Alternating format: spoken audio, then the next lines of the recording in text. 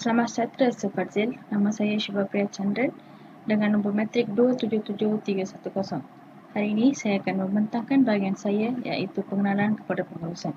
Pengurusan adalah penyelarasan prinsip-prinsip yang berkaitan dengan peranan merancang, mengatur dan memimpin serta mengendalikan pelaksanaan prinsip-prinsip ini dalam memanfaatkan modal fizikal, ekonomi, manusia dan maklumat secara efisien dan efektif untuk mencapai objektif organisasi. Konsep pengurusan juga turut melibatkan kecekapan dan keberkesanan. Kecekapan ialah melakukan sesuatu yang betul atau menyelesaikan sesuatu tanpa kehilangan sumber-sumber organisasi. Manakala, keberkesanan pula merujuk kepada pembuatan keputusan yang tepat yang boleh membawa organisasi mencapai matlamat mereka. Terdapat 4 fungsi pengurusan yang digunakan. Yang pertama ialah fungsi merancang. Merancang bermaksud menetapkan matlamat untuk organisasi dan menentukan bagaimana cara organisasi mencapai matlamat tersebut. Yang kedua, mengatur pula adalah fungsi utama pengurusan yang kedua iaitu merujuk kepada cara penyusunan tempat kerja yang sistematik yang membolehkan individu atau sekumpulan orang dapat berkolaborasi untuk mencapai objektif organisasi. Seterusnya, fungsi pengurusan yang ketiga ialah memimpin. Memimpin adalah proses di mana memimpin atau majikan membimbing parti atau organisasi mereka ke arah mencapai objektif atau matlamat mereka. Pengurus dapat memberi inspirasi kepada pasukan mereka untuk memastikan semua ahli organisasi kekal bersemangat dan dengan pekerjaan mereka. Yang terakhir ialah mengawal. Bagi memastikan sesebuah organisasi itu berjaya untuk mencapai matlamatnya, pengurus haruslah memainkan peranan yang utama dan dalam mengawal organisasinya iaitu dengan memberi fokus kepada beberapa aspek penting untuk mencapai matlamat yang telah ditetapkan. Seterusnya, saya akan membentangkan tentang perkara yang seterusnya iaitu berkaitan dengan pengenalan kepada organisasi. Secara umumnya, organisasi merupakan salah satu elemen utama yang perlu ada sebelum memulakan perniagaan. Organisasi merujuk kepada gabungan dua atau lebih individu yang bekerja secara sistematik dan mempunyai struktur-struktur yang tersendiri untuk mencapai matlamat yang telah ditetapkan. Bukan itu sahaja, malah dalam organisasi juga kita dapat mengenali satu proses yang dinamakan proses pengorganisasian, iaitu satu proses yang penting bagi penentuan struktur penjabatanan bagi organisasi yang akan dibina. Maksud proses pengorganisasian ialah satu proses yang membantu organisasi untuk menyusun serta mengakhirkan semua sumber manusia dan juga sumber fizikal. Proses pengorganisasian juga akan memudahkan setiap pekerja dan jabatan untuk mengenal pasti skop tugas masing-masing dan secara tidak langsung dapat membantu setiap jabatan dan pekerja untuk melaksanakan tugas secara cekap dan berkesan berdasarkan semua elemen organisasi. Ciri-ciri syarikat yang akan ditubuhkan oleh pengkaji ialah: yang pertama, pengkaji akan menubuhkan sebuah syarikat sendirian berhad yang akan menjual minuman boba dan akan menamakan syarikat tersebut sebagai syarikat D6 Boba Sendirian Berhad. Yang kedua, pengkaji juga mempunyai perancangan untuk menjadikan Sintok Kedah sebagai lokasi utama syarikat beroperasi dan akan mengetengahkan premis berkonsep kafe. Yang ketiga, pengkaji juga akan menggunakan struktur penjabatanan mengikut fungsi untuk syarikatnya, iaitu mengagihkan tugas mengikut fungsi atau kemahiran.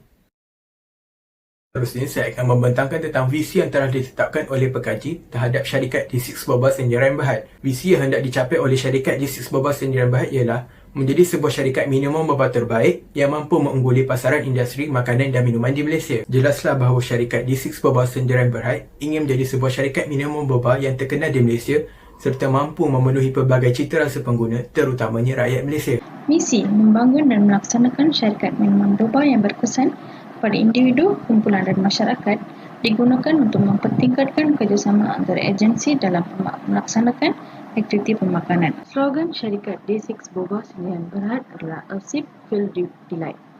Baiklah, objektif pertama syarikat kami ialah sentiasa peka dan bersedia terhadap setiap perubahan yang akan berlaku dalam syarikat supaya kualiti produk dan perkhidmatan dapat dipertingkatkan dari semasa ke semasa. Objektif yang kedua adalah sentiasa konsisten dalam menangani sesuatu masalah mengenai tempahan atau pembelian bahan bekalan demi memastikan syarikat dapat memenuhi keperluan dan kehendak pelanggan. Untuk memastikan syarikat itu lebih konsisten, haruslah sentiasa mengawal bahan bekalan untuk tidak berlakunya permasalahan yang mengakibatkan tiada keuntungan dalam syarikat. Seterusnya, objektif syarikat kami yang ketiga ialah menerapkan pelbagai jenis teknik pemasaran yang efektif bagi mencapai tahap kepuasan pelanggan yang maksimum. Hal ini demikian kerana kunci kejayaan kepada sesebuah perniagaan adalah strategi pemasaran yang baik dan sistematik. Tujuan asas strategi pemasaran ini adalah untuk mencapai kelebihan daya saing yang mapan. Saya akan meneruskan dengan fungsi pengurusan. Okey, yang pertama adalah perancangan. Perancangan bermaksud satu proses untuk menentukan sesuatu matlamat yang ingin dicapai dan tindakan yang perlu diambil untuk mencapai matlamat organisasi. Terdapat 3 strategi dalam perancangan. Yang pertama adalah ingin mencapai keuntungan dalam syarikat. Untuk menubuhkan sesuatu syarikat, haruslah mempunyai perancangan kewangan untuk memperolehi keuntungan dan mentadbirkan kewangan. Yang kedua adalah merancang untuk meningkatkan penjualan. Kaji akan menetapkan sasaran jualan untuk syarikat di SIG boba sendirian berhad dengan mengambil kira jumlah permintaan minuman boba yang dijual. Yang ketiga adalah perancangan memberikan perkhidmatan pelanggan yang terbaik serta mengekalkan pekerja yang baik dalam organisasi. Fungsi pengurusan yang kedua adalah organisasi. Dalam organisasi terdapat 5 penjabatan. Yang pertama adalah Ketua Pengawal Eksekutif. Bidang dan skor tugasnya adalah bertanggungjawab untuk menyelaraskan syarikat di SIG Boba Sendirian Berhad dengan berpandukan sepenuhnya terhadap visi dan misi yang telah ditetapkan. Jabatan yang kedua ialah pengurusan pemasaran. Bidang dan skop utama tugasnya adalah bertanggungjawab untuk merancang dan melaksanakan aktiviti promosi berkenaan minuman boba yang bakal dijual.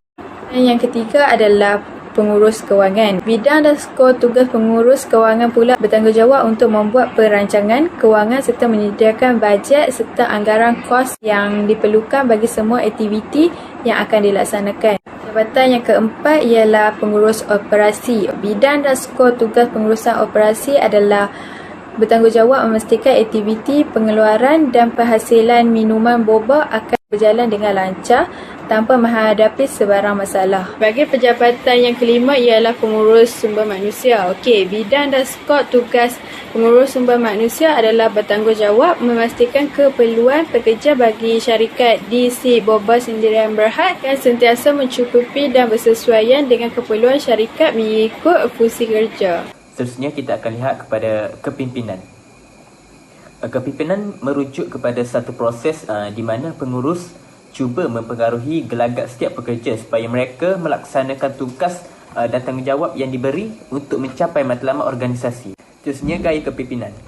Gaya kepimpinan demokratik merujuk kepada semua keputusan yang dibuat dalam syarikat bukan sahaja dibuat oleh pengurus, malah turut mengambil kira idea setiap pekerja dan idea-idea tersebut akan dibincangkan dalam proses membuat keputusan secara bersama, tetapi keputusan akhir masih terletak dalam tangan pengurus. Yang ketiga ialah dari segi jenis kepimpinan. Jenis kepimpinan yang akan diterapkan dalam setiap pengurus syarikat di SIG Boba ialah karismatik dan berwawasan.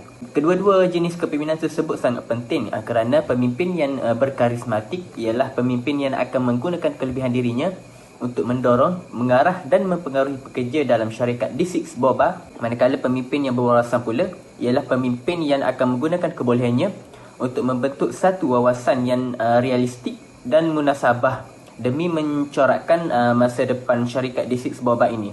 Seterusnya kita akan lihat kepada pengawalan. Pengawalan merujuk kepada proses mengukur prestasi organisasi atau syarikat dengan membandingkan prestasi sebenar dengan standard yang telah ditetapkan dan tindakan pembetulan akan diambil sekiranya prestasi organisasi tidak selaras dengan standard supaya matlamat organisasi dapat dicapai dengan berkesan. Pengawalan syarikat di SIG Boba juga turut bergantung kepada proses kawalan yang terdiri daripada 4 proses iaitu menetapkan standard, mengukur pencapaian, membandingkan pencapaian dengan standard dan yang terakhir ialah membuat langkah pembetulan. Yang pertama ialah menetapkan standard.